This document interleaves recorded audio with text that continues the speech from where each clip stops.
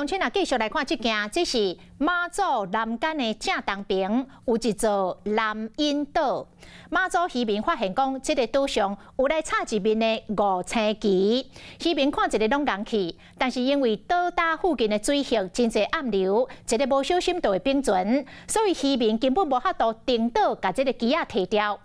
有一个网红叫做李书哥，伊讲这座岛是无人岛，位伫个禁限制水域之外，是属于三不管的地带。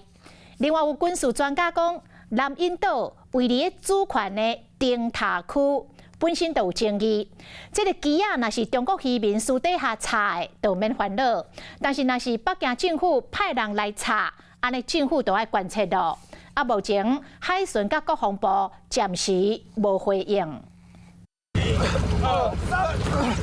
金门海峡并渔船的事件也未煞过，偏后站搁再有中国渔船超过边界来掠鱼，两岸敏感时期，连江关的南引岛都靠民众要料，竟然互插一支五星旗。马祖渔民是看甲刚起，感觉是中国渔民挑故意。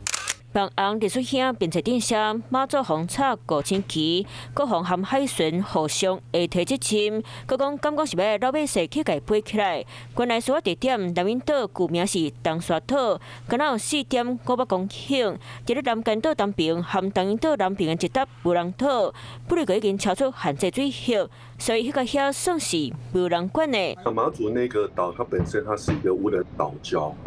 无人岛礁是我算是领土，其实在国际法上面其实也是有所争议，并限制海域或我们所谓的领海，其实跟中国大陆是重叠的。那在这样重叠的状况之下，那它原本就是一个没有人住的一个岛礁，自然而然也就不会有人去管这个地方。海巡和国防部到底谁负责，拢无回应。最近金门马祖澎湖离岛地区的海峡事件直透团，气氛真敏感。中国海警船进入咱台湾禁止限制水域，如今各有插旗的行动，专家是安尼解说。渔民自己本身想要去做一个等于说好像开玩笑的动作，或者说他自己意识形态的一个影响的动作。那如果说是北京很明显的刻意的一个去操作，刻意的安排渔民去做这样的事情，那这当然是我们政府必须要